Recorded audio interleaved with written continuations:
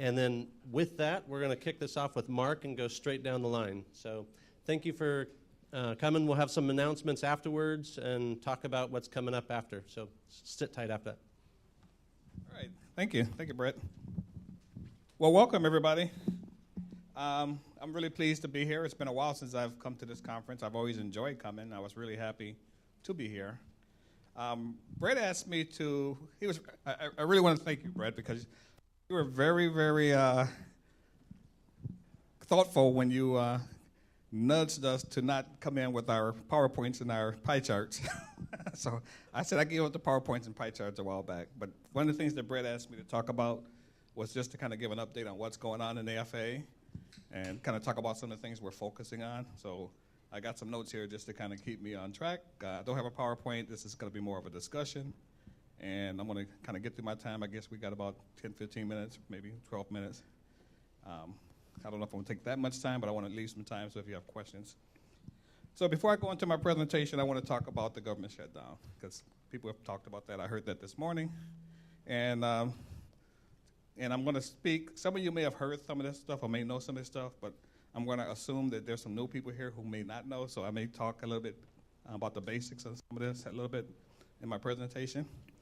Well, first of all, we're happy to get back to work as an agency. My organization, thank you for the one person clapping. Okay, two people clapping, okay. My agency, I'm in the Office of Airports. We were not furloughed. And part of that is because our administrative costs are paid for by AIP, and we have contract authority for AIP. So we were working, we were getting paid. But we weren't able to do a lot of work that required interaction with our sister organizations because they were not working. So we're really happy that our sister organizations in the FAA and some of our sister organizations in the other federal agencies are back. So now we're trying to catch up with the backlog. So just in case you don't know, I just want to just say some of the things that were on hold during the furlough. So while we were able to receive documentation from you, reimbursable agreements were on hold, so we're hoping to see where we are and see what kind of backlog. So if you were working on that, I mean, there was nothing happening in that area. Airspace cases, both on and off airports. I mean, there was nobody to coordinate with, so if there were some time-sensitive matters regarding that, nothing was happening. Agency coordination, planning and environmental. That includes AOP coordination. We had a case where we were on a real tight timeline on one of our environmentals, and EPA was out, so we couldn't coordinate with our sister organizations. Federal Register notices for land releases. We had some real time-sensitive land releases. Did everything that needed to be done. Environmental was done. Everything was ready. Couldn't get a Federal Register notice out because that was stopped. SMS panels, FAA wasn't participating in those because most of our sister organizations were not available. Runway Safety Action Teams meetings, RSATs, those were on hold. Construction Safety Phasing Plan reviews, those were on hold. Public meetings, mostly with the Metroplex. We were getting calls in the RA's office in particular, Regional Administrator's office in particular, and they were telling the congressional members, we can't go so to the public meetings, so we stopped doing that for the Metroplex. I'm sure that got a lot of attention. Modest standard reviews and approvals. So the point is that we're back in business, at least for the next 3 weeks. We don't know yet what the damage assessment is. We're going to be looking into that. Working with our sister organizations now that they're back on board, and we'll let you know. Another area was conferences. This conference, I initially had 4 people in my organization scheduled for the entire conference. And even though we were working, when these type of things happen, there's usually a concern about optics.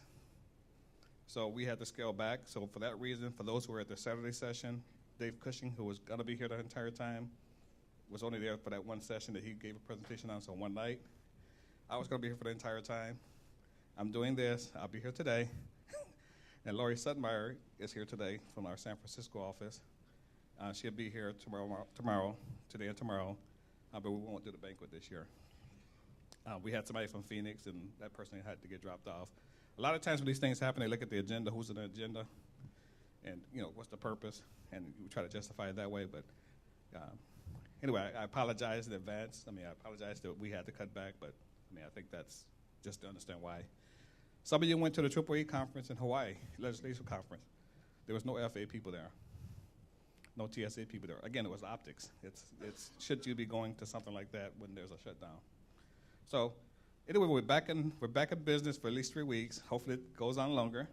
And I guess my question, my ask to you is that if you have any time-sensitive issues, to please bring that to my attention and then copy the ADO manager.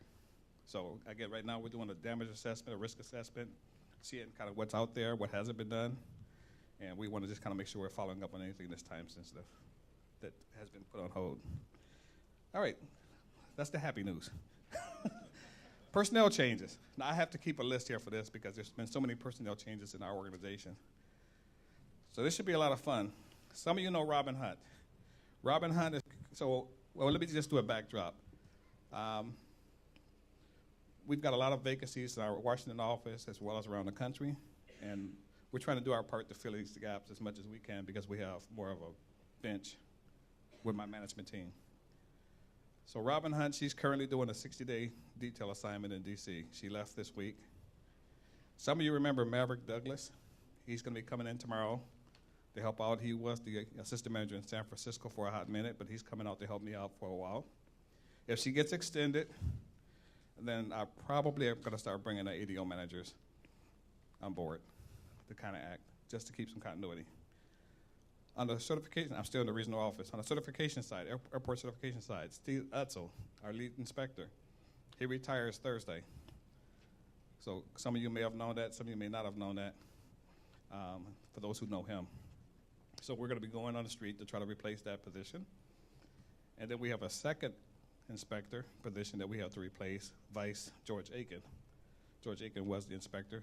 George moved into compliance. So he took Tony Garcia's old position. And then Victor Global, some of you know Victor Global, he was an EPS, environmental specialist over in LA. He took Robert Lee's position. So we've got a moving, some shuffling going on here, but we're, again, slowly filling these positions. It's taking a little bit longer to fill these things because now we got to go through the secretary, we got to go through a whole new process, but you know, we're able to get it, but it just takes time. And things have been on hold again because of the shutdown. In our San Francisco office, we had the manager position out. It timed out. For this and other positions, I'm assuming we're going to have to go back on the street on, so I'm expecting we will, because HR had been out for the furlough. So we're looking at putting that position back on the street. In the interim, Lori Sudmeyer, I think people here, at least in Northern California, step Lori. No, Lori, she's going to be the acting ADO manager until further notice. Okay? Okay, they're clapping now. It goes downhill after this, okay? Some of you know Alberto Cruz. He's our regional engineer. He's the acting assistant manager in Lori's office right now. So we don't have anybody in LA right now for the regional engineer position. But he's helping out. And we're hoping to go back on the street to fill the lead civil engineer position vacated by Azra Hussain a while back. So that's San Francisco. Phoenix. Mike Williams is on a 60-day assignment in D.C. Mike will come back March 11th. Holly Dixon, who was the deputy out there, she's doing the acting manager role currently until he gets back. Kyler Earhart is acting as the assistant up until the middle of this month, next month rather, and then Jared Raymond's going to move up. So that's Phoenix. L.A. Dave Cushion, some of you know Dave Cushion. Dave Cushion did his time in Washington. He's back. He came back on January 15th, so he's back for good. So we're good in that situation. But we do need to go back on the street and find another environmental person to backfill Victor Global. So once again, if you have any time-sensitive issues in any of our ADOs or on the certification side, please let me know and let the ADO manager know. Okay, what's new? We are planning to have our airports conference again this year. We should be getting a newsletter out soon. Everything was on hold because of the shutdown because I couldn't get a contract officer to initiate the contract. We're tentatively looking at June 4th through the 6th in Southern California, and I confirmed the location. Again, it's going to be free. first come, first serve, just as we've done the last few years. So more to come on that, so we're really happy about that. Reauthorization. In the last session, 2 sessions ago, you heard something about that. Just want to kind of give you a little bit of background. So you know that the reauthorization made a lot of changes in AIP. So one of the changes we made, and it's going to change how we do business in a lot of areas. And one of the things we're trying to do is try to figure out as an agency, what does that mean? So Elliot Black, some of you know Elliot Black. He's taken on a new position. A new position was created for him is the Director of Policy. Now, what does that mean? What does that do? Well, because a lot of this new reauthorization is going to cause us to change policy, and it's going to affect all of our FAA directorates, compliance, safety standards, planning, funding, everything. We want to have one person working with the HIO, working with the department, working with OMB, working with everybody to kind of be the clearinghouse for all these changes, and then work with us internally so we make sure we come up with something that meets the intent of Congress. So his position is currently vacant. That goes back to that revolving thing up in Washington. But we think that's going to be a real help to us, having him in that role.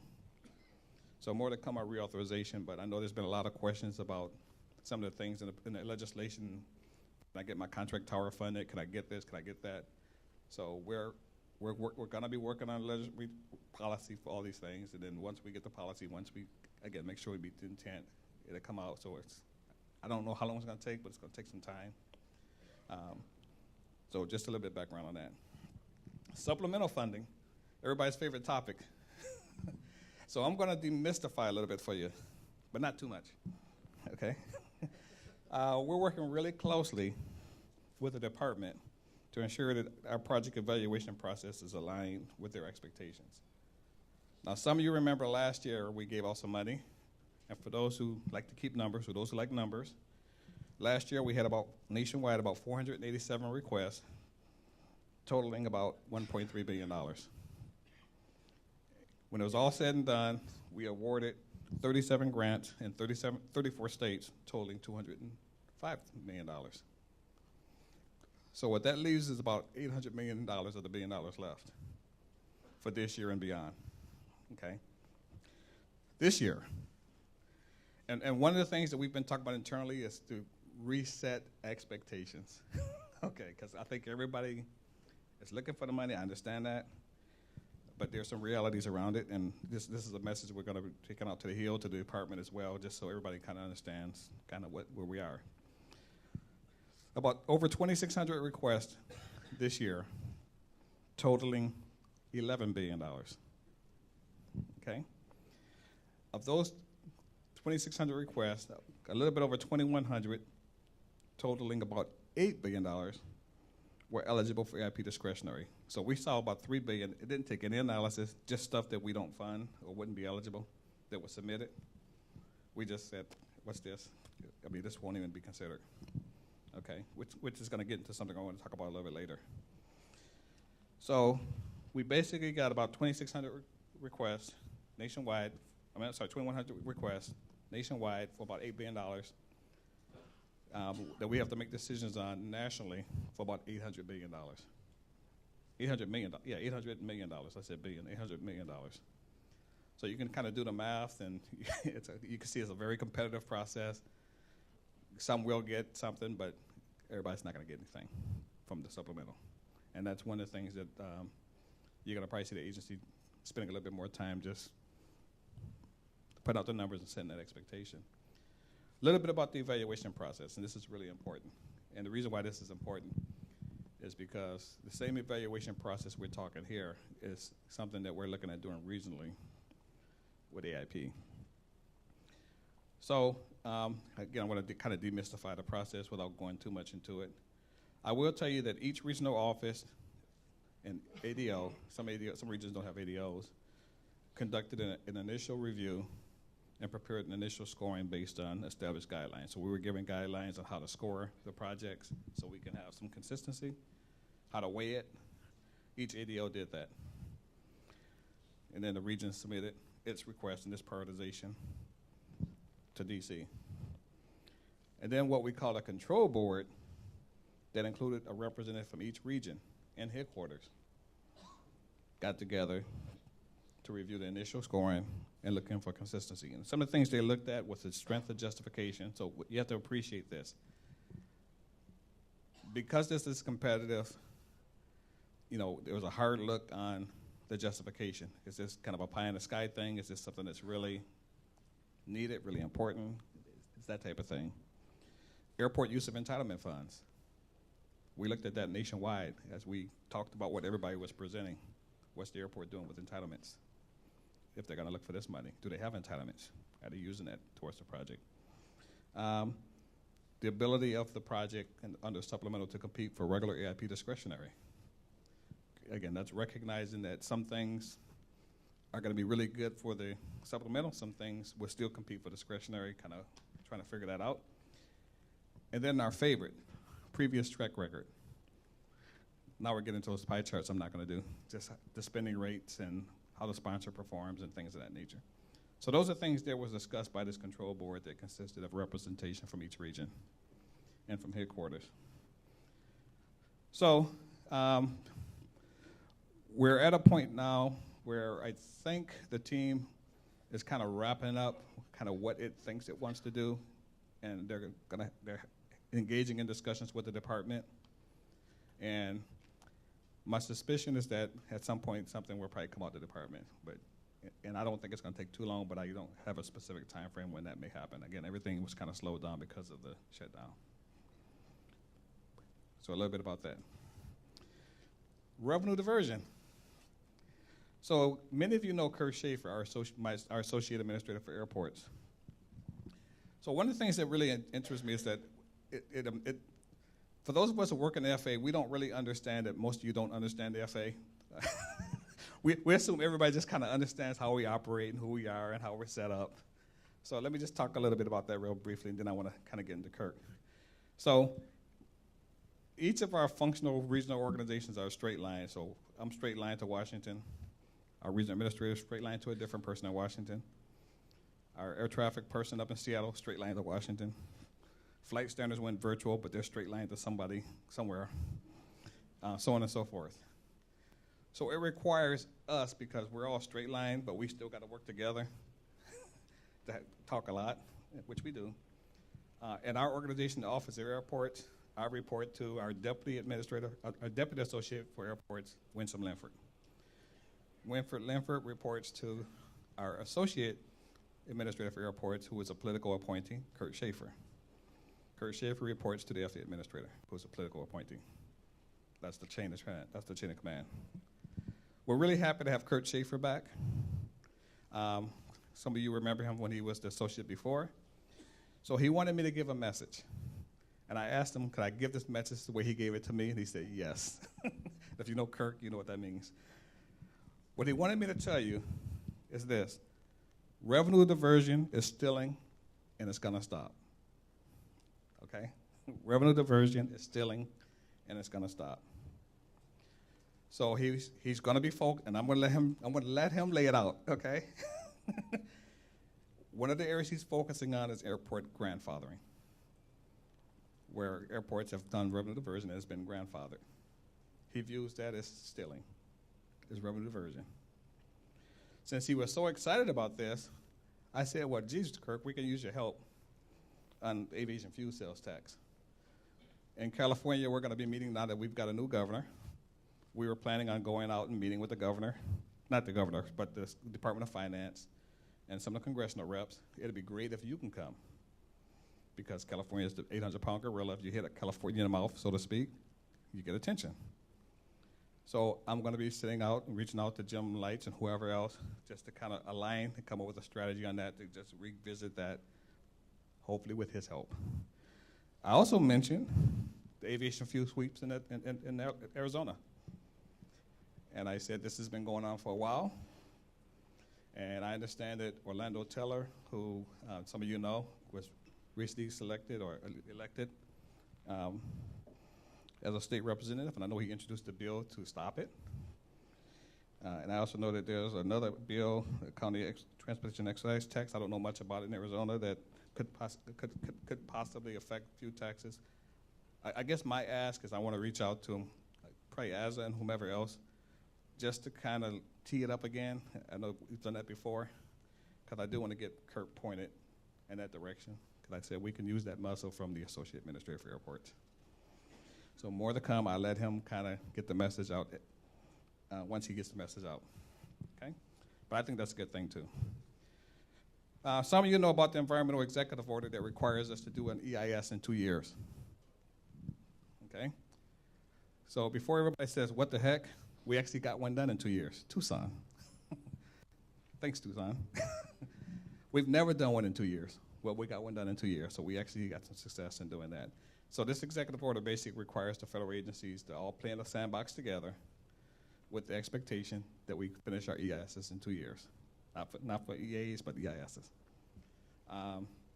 So we've had discussions with the department on what's out there, and we're trying to align it to make sure our intent is to do that.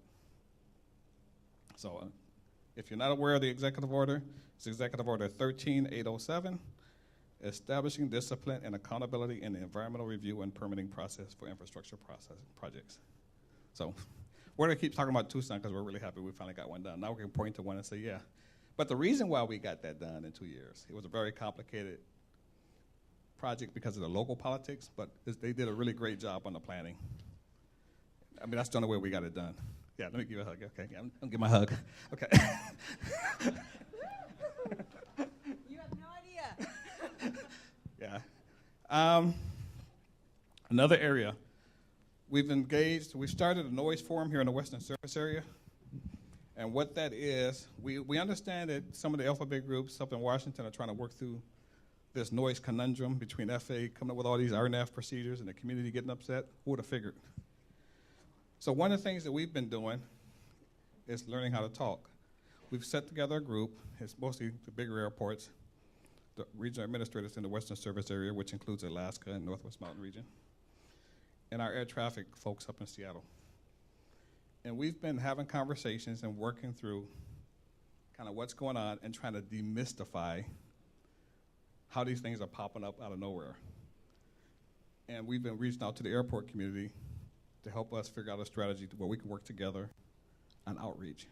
Now, I know you have a session on outreach. Tamara's not able to be here because they were on furlough and they weren't allowed to do it.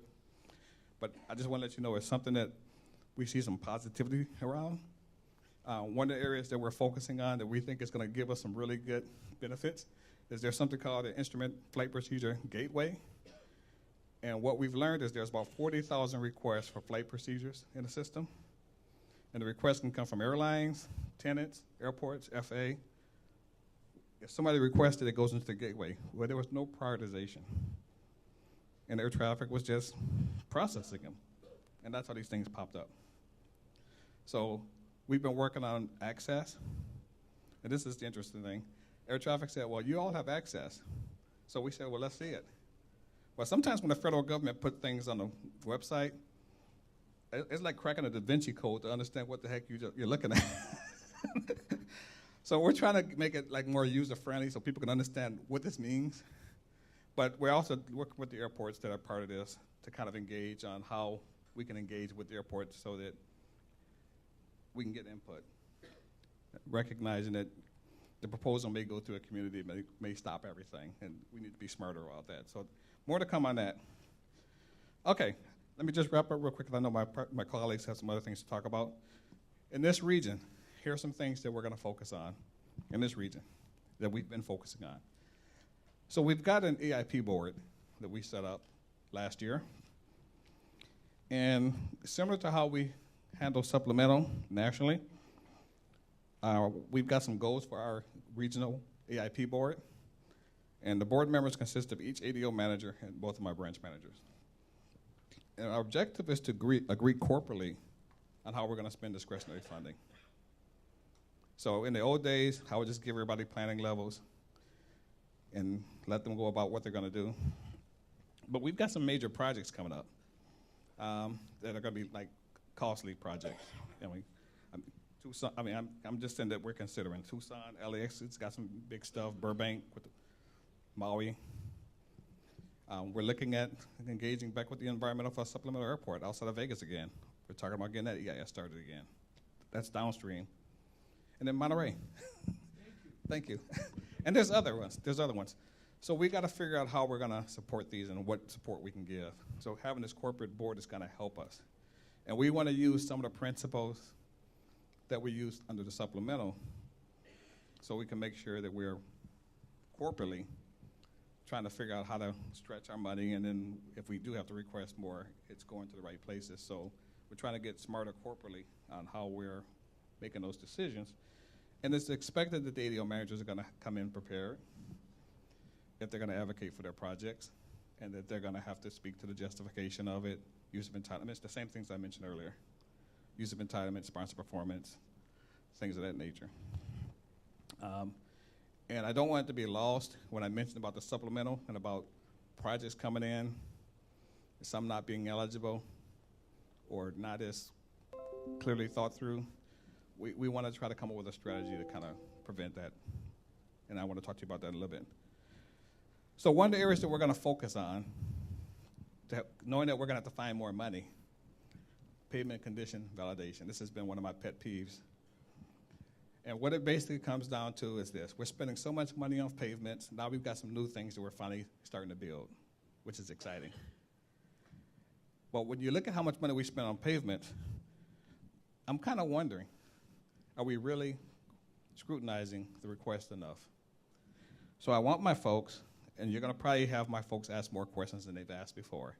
And it may be like a pain in the butt, but there's a method to the madness. I want to confirm the pavement data. Is there a pavement source? Is there PCI data? In some cases, we have the states providing it. In some cases, we don't. In some cases, we have the airports providing it. In some cases, we don't. If the surface is okay, is there an engineering report? What does the 5010 say? So we want to confirm the data source. We want to evaluate the useful life. I suspect if we look at it, we're finding that we're not asking questions about the useful life from the last investment.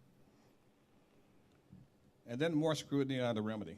Seal coat versus overlay versus rehab versus recon. See, like we call everything a rehab, sometimes a recon.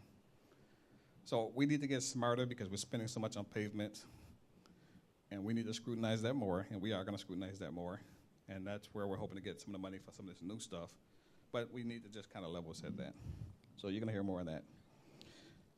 That leads us to Caltrans coordination.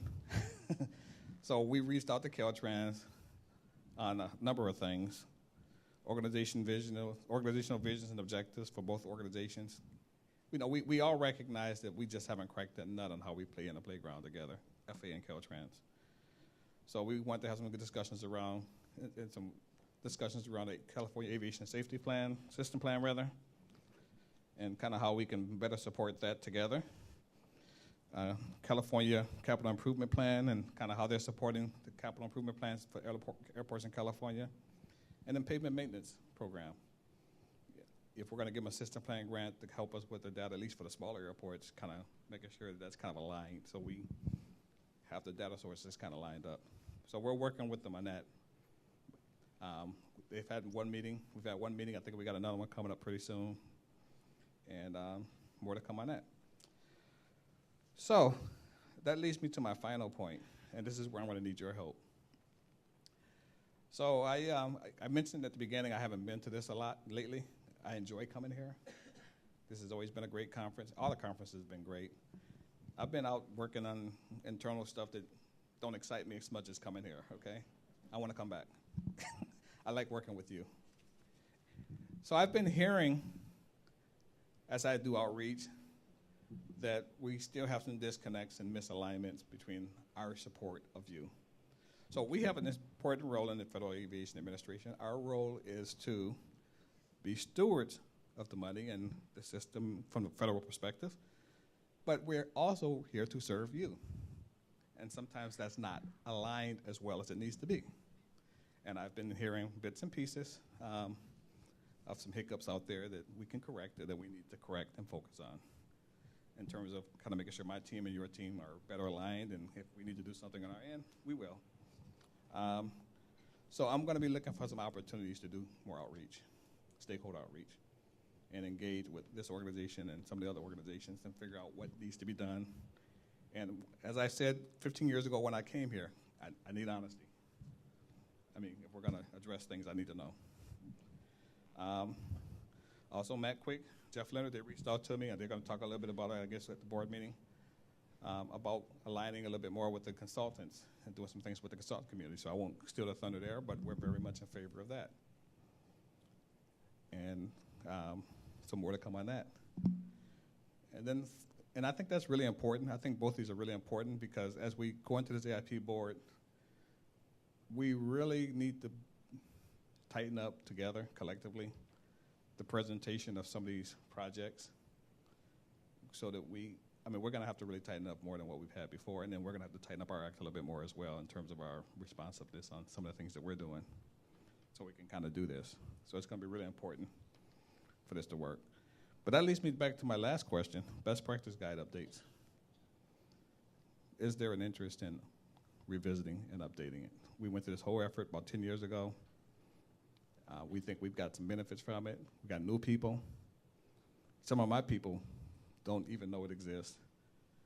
Is there interest in going back and value in going back and re-updating these best practice guides?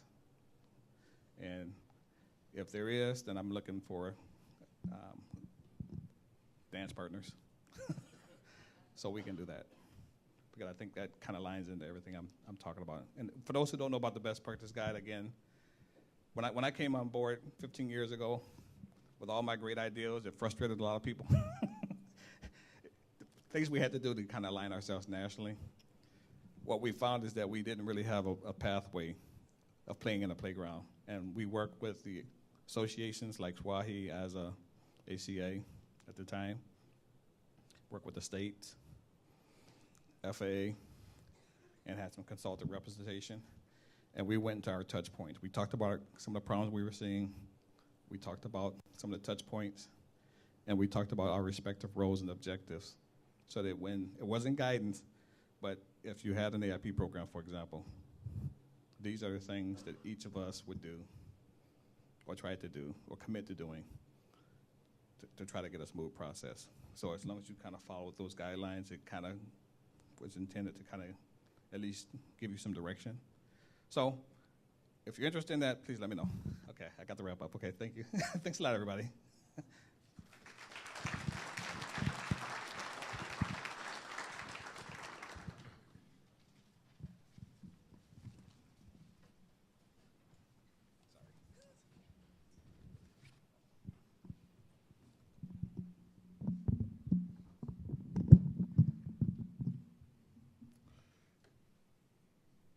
Good morning, everybody. My name's Ron Bolyard. I'm the planning chief for Caltrans Division of Aeronautics, and I'm also currently the acting chief, division chief for the division. And you might be more familiar with our previous division chief, Gary Caffey.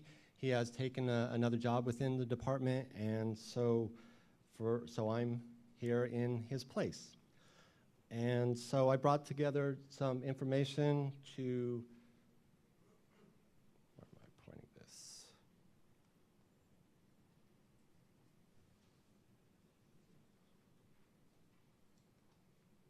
How do I advance the slides here?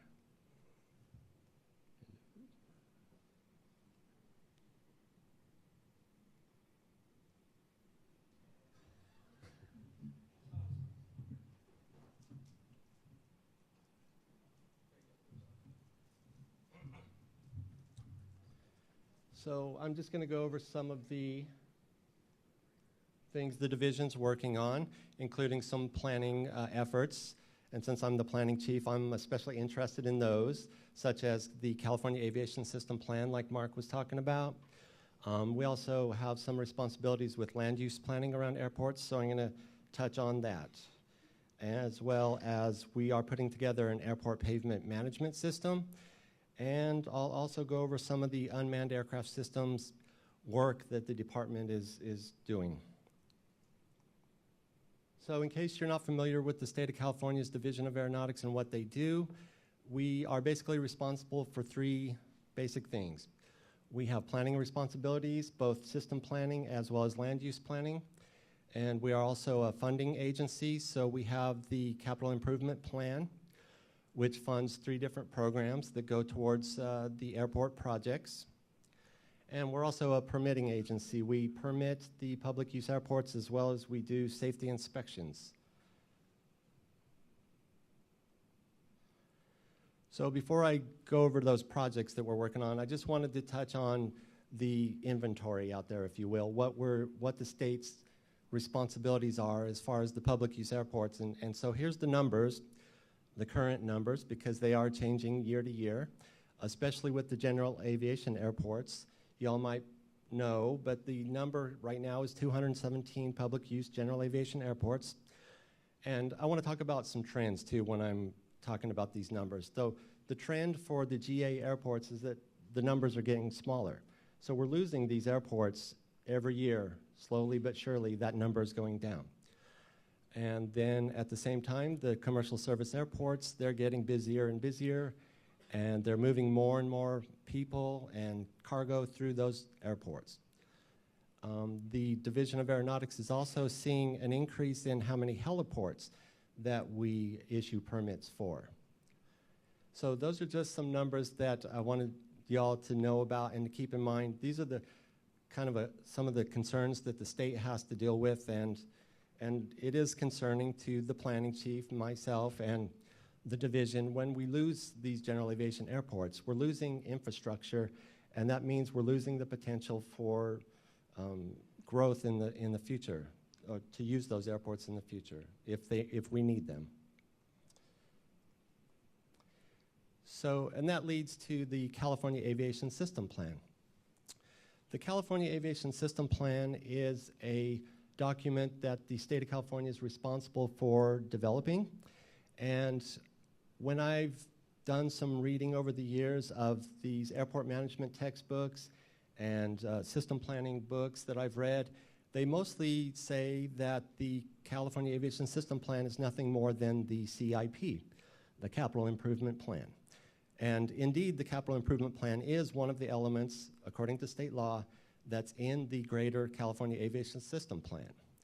And when our legislators were putting together what is required in the California Aviation System Plan, and that the CIP is just one element of it, I think they intended for the Aviation System Plan policies to have some sort of influence over the CIP, the funding piece of the aviation plan. So when we update this California Aviation, the CASP, I'll call it, we're going to do it different than we've ever done before. We, in the past, have developed the separate elements one at a time over the years, and they, to be honest, they haven't had a lot of meaning. It's one of those plans in the past that just, we developed it, it sat on the shelf, and it didn't make any changes or cause anything to happen as far as the CIP went. So we're going to hopefully change that with this update. And then we're also going to make our CASP consistent with what's called in our department the California Transportation Plan. And if you, the California Transportation Plan is similar to a city's general plan or a comprehensive plan. It has overall policies that the Department of Transportation is trying to accomplish. And then the CASP is going to try and implement and be consistent with our overall our California Transportation Plan. So, like I said before, we're doing it different than we've ever done it before. In the past, we've done it internally with our staff, the update to the CASP. So this time, we're, thanks to the FAA and Mark McClardy's team, we got a grant to update the CASP. So we're going to hire a consultant, and the RFP is going to be out on the street within a month or two. And after that, once we get started, we hope to finish within about a year. So the spring of 2020 is when we're planning on finishing the CASP.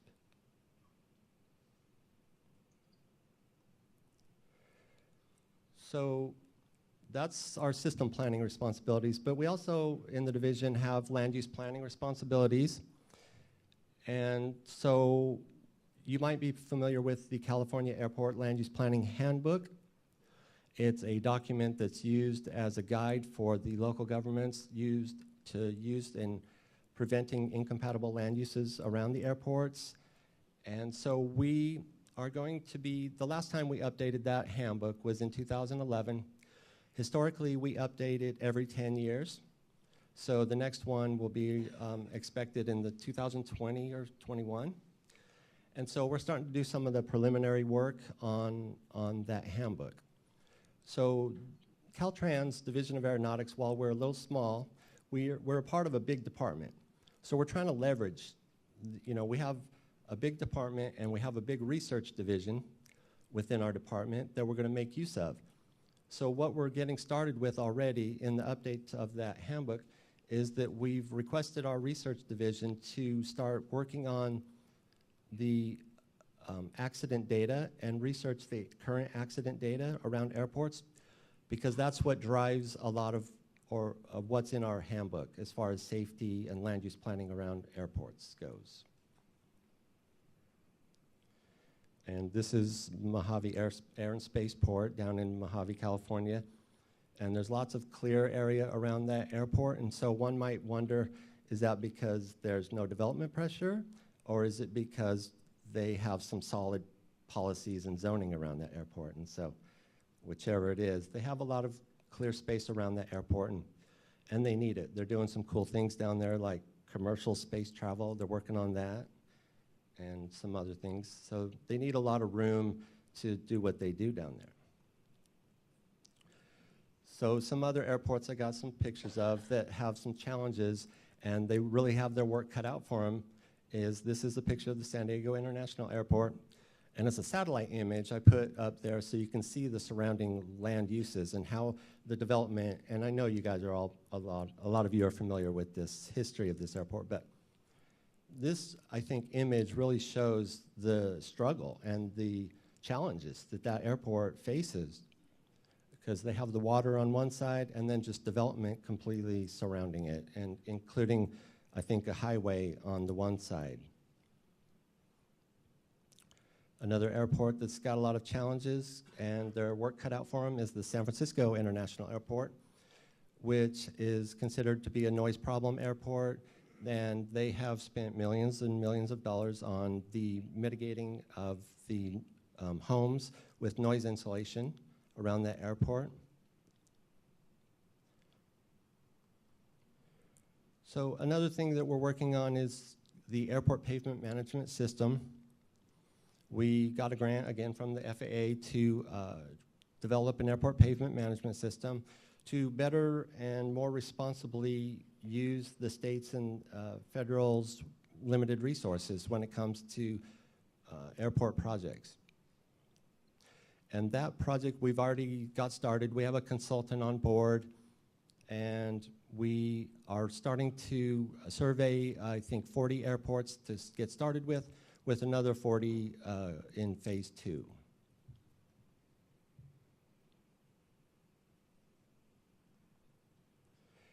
And y'all might have read about the Catalina Islands, what's happening out there in the aviation newsletters. It's been in a lot of the newsletters lately. And so for years, the Catalina Island has struggled with paving their runway. And so this is a collaborative effort, is what happened after some phone calls were made, some coordinating happened. So what happened out there is, and what it's happening right now actually, is that the Catalina Island Conservancy, the state of California, and the United States Marines all got together and figured out a way to pave that runway by using the United States Marines to come and train, do some training and pave that runway for free as a training exercise. So it's a really innovative way and interesting way that this airport is getting its pavement. And that project is going to be done, supposed to be in April of this year. And now we are also doing some things with unmanned aircraft systems. Our department, people within our department, Caltrans, they're already using drones to do what they do. We have guys and staff out there inspecting the highways, inspecting bridges, and so they're using these drones already. And so we're putting out some guidance for our Caltrans workers and consultants so that they can operate these in a safe manner. And the last thing I wanted to talk about is the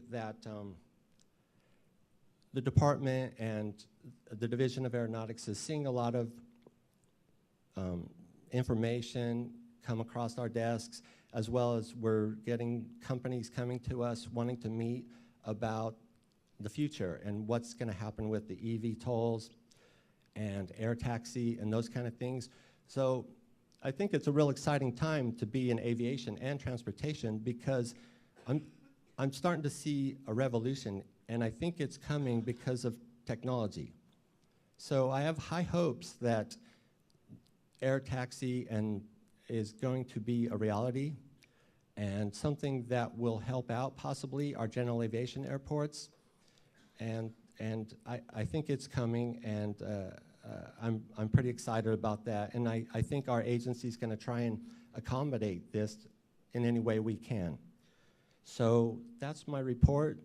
Thank you all very much.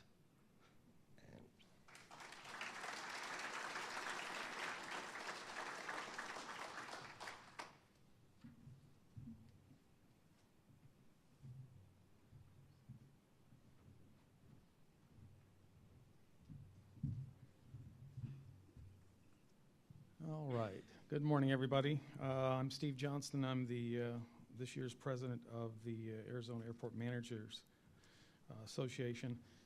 What you're going to see here is, and I'm just going to arbitrarily start popping through this, something we did for our Aviation Day, which might be an idea for California and other places. We had our fourth year Aviation Day this January, the 17th.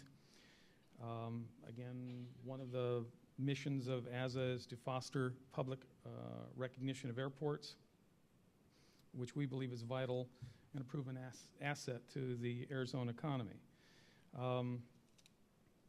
The Arizona State Aviation Fund consists of flight property tax, aircraft license tax, aviation fuel tax, Grand Canyon Airport revenues, that airport's run by the state, and then miscellaneous revenue sources.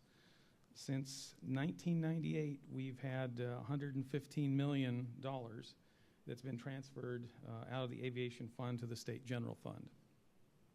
The most recent transfer was in 2016, which had some pretty significant impacts. Our pavement maintenance programs that were funded through the state basically went on hold for about 2 years. The past 2 years, ASA has been meeting with key legislators during Aviation Day. That's now a large part of what we do beyond just outreach to our legislators and the public. Our past president, Ed Farron at Deer Valley Airport, came up with a great idea that we took on. And actually on the corner of the table over there, you'll find 4 copies of this booklet that we had produced, which we gave out to the legislators when we met with them. And actually, this was received very positively. This idea basically has been done that I'm aware of in 3 other areas, Virginia, New Mexico, and I believe the Navajo airport system. The document that we have over there, 59 pages, includes 59 projects, 28 different airports. This year when we put it together, it was a whopping roughly a month and a half or 2-month project. So, and the premise on this isn't we're going to do it every year. We're going to do it probably every 2 or 3 years. So the next one that we come out with will probably be a much nicer and heavier tome. And I'll start running through some of these. There we go. You'll note on each of the projects, airport sponsors outlined, the airport itself, the legislative district, the project, the consultant, the contractor, the price breakdown, and the project description. And again, when we meet with certain legislators, we basically are focusing these projects to their legislative district. In other words, what the state money does for them, does for their district, does for their specific airport, and for the state over the whole. Again, the books have been very successful and received very positively. In fact, actually has made these meetings, I think, more potent. And then just a final thanks to Delta Airport Consultants and CNS companies, because they were both a great help in this process.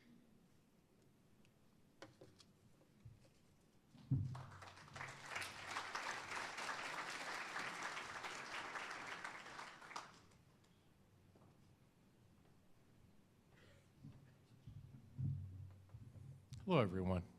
I'm Kurt Haukohl. I'm the State Aviation Manager, also the State Airport Inspector, State Grants Manager. I don't clean the toilets yet, but that could be coming. Anyway, we do what we can and try to concentrate our efforts where it'll pay off the most. I like to just sort of start flipping through slides. I understand I'm going to run out of time because, as usual, we talk too much. So I'm going to flip through some things, and back by popular demand are a few slides from Burning Man this year. First of all, this is the largest airline in the state of Nevada. It's run by AECOM right now, one of your competing consultants, probably a few of you in the room. For DOD, it's gone by several names. KD, we call them Red Stripe in Las Vegas. They're now up to 14 airplanes, the older model 737s. Largest passenger hauler, largest airline operation in the state. Not going anywhere, not doing anything, because we can't talk about it. So, what do you think? Something happened. Here we go. So a lot of different airport projects I'm going to talk about real quickly. I just wanted to run through what's going on in some of the facilities around the state. Our program remains identical to what it was last year in terms of funding, in terms of scope. However, there is a big new landscape. It had to do with the elections, and we're going to see a whole new thing going on in Nevada. So, somewhere. We were featured this year in Nevada Magazine. It's kind of like Arizona Highways. It's a lot of pretty pictures, colorful articles, and the big feature was rural airports. A very nice liaison we have with the Board of Tourism. It's probably the one state agency I do the most with is tourism. So here we are at Burning Man. My first arrival here was a little bit of an eye-opener. It is a dirt storm, and it's that way about a third of the time. If you're going to ever consider going to Burning Man, pick your day very carefully. Study the weather. Go early in the morning. Plan to leave before the afternoon comes along. Just a few words to the wise. This is not a continuous thing. These are these little whirling dervishes, little dust storms that come through during the day. So it doesn't go like that all the time. But it'll wreck any car or airplane if you happen to keep running it. So this is the control tower. We actually have a professional control tower staff. Some of them volunteer from Reno. A lot of them are international. There's been a lady there for many years from Dubai. You call in on the radio, it's an assigned frequency. Altimeter setting wins, very professional operation, very well run. Never had anything even reported as a close near miss or a collision in the air there. So they run a very tight ship. It is a private use airport, so you're not welcome to just fly in there without authorization. There is also a extensive pilot exam and some paperwork you need to turn in with the officials. This entire festival or whatever you call it, the burn, is now authorized or permitted for up to 100,000 people. And this year they did sell all their tickets, but I think only about 70,000 came mainly because of weather, but a lot of them were in and out of there for 1 day or 2 days for a special event, that type of thing. It's become very sort of a rich person's playground. Apple, Google, name anybody with a major software firm in the Bay Area, they're all there. I put up, actually we erect 4 cell phone towers in there, redistributors. Bandwidth is probably the highest in the state of Nevada that's getting sucked out of there. Google, as you know, has a satellite system, and they're providing a downlink as well as streaming data of all kinds. It would blow you away. The scope is beyond belief. If you understand the ticket price, average ticket price, I'm told, is about $980. That includes all your meals, by the way. So all your meals, water, not a shower. You don't get a shower.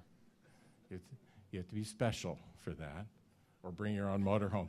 But basically, the people that come in there are all very much willing participants, and they all seem to know what they're in for. This is actually ramp control, folks. You guys think you have this at Phoenix? This guy just handles the parking. And some what they call customs, inspection of airplanes. More recently, Homeland Security has identified that we have a large operation there, and so they've turned up to look through airplanes and equipment and inspect people. This is me in my 747 out there. It's pretty nice. Turns out a bunch of rich executives from Amazon Movies originally financed this, and most of them are from South Africa or the Bay Area, and they're there playing with their airplane all day. This was the first year that it was there. It was cut in half, split up the middle, and just set on the ground. This last year, they put it on wheels, and they tow it around as an art car with lights and so forth.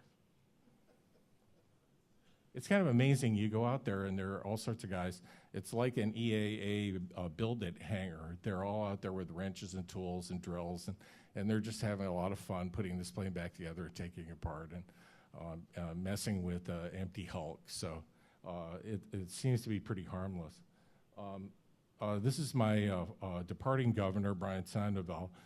Only important to know in that he is both of his parents are retired FAA employees.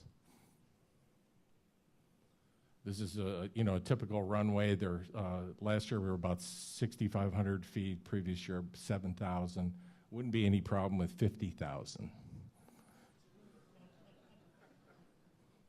We use black markings instead of yellow chevrons. You're never going to see a yellow on this on the playa. It's mostly alkali. Some people tell you there's some silica in there, and also what they call free asbestos, or a lot of things you shouldn't be breathing. So this is my airport layout diagram. We redo this every year, primarily for the commercial operators. We'll go out there and get 4-digit coordinates for the runway ends and plug them in. And I actually have a guy in Washington at the FAA, is the most responsive person I know, who puts the data in the next day. And it gets published for the commercial operators to use. I believe they have the equivalent of private approaches that they're using mainly for the dust storms and at night. But again, 2 parallel runways. One is only used for arrivals, another one's only used for departures. And then this last year we added some EMS runways strictly for EMS departures. And they stuck out some solar lights, temporary lighting for the runway. Very professional whole operation at the airport. I have a great airport manager, large staff, screening and collecting fees, no doubt, very high ones. There are landing fees. We have a skydiving operation, you name it, ultralights, jets, turboprops.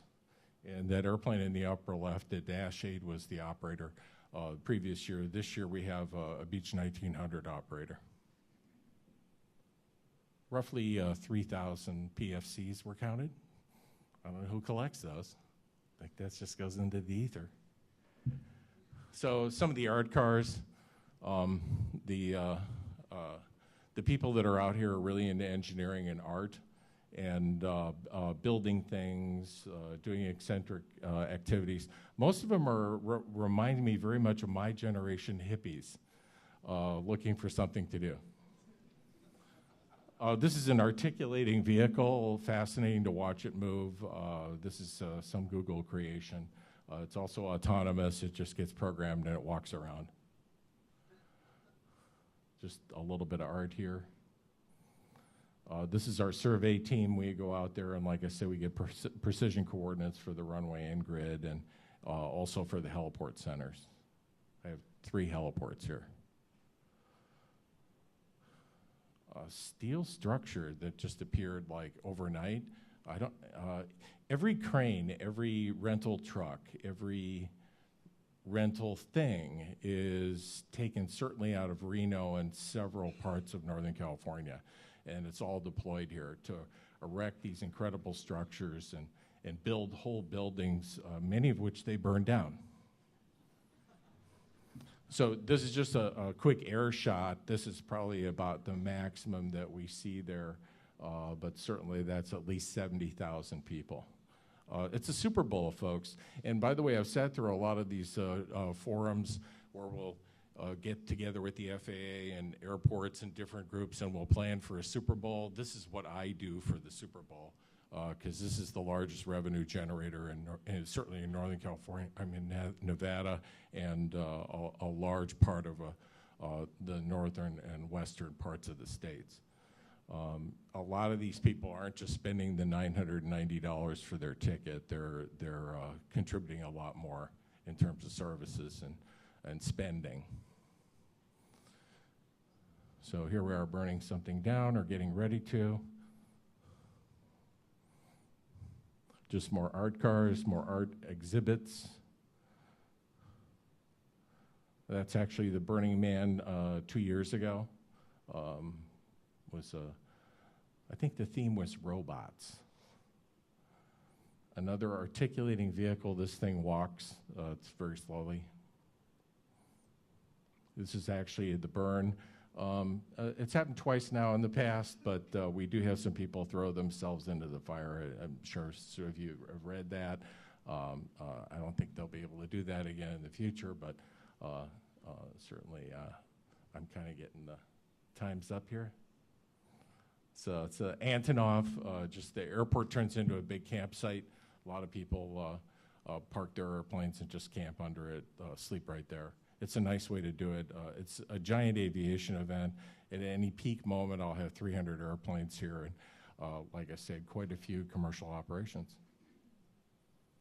So that's where it is. It's in the Black Rock Desert. If any of you are ever interested, call me up. I'll help try to make it as nice as possible for you. So I'm done. That's Nevada.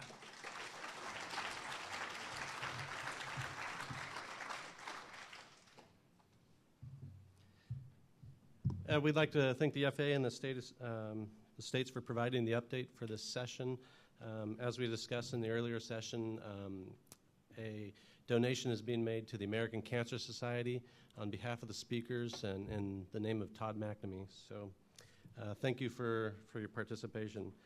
We know that we're running a little bit late, so we're going to push lunch out to 1:45 that you can return to. Students and those participating in the student luncheon, which was invite only, need you to meet out in the foyer, and they're going to escort you over to Cooper's Pub.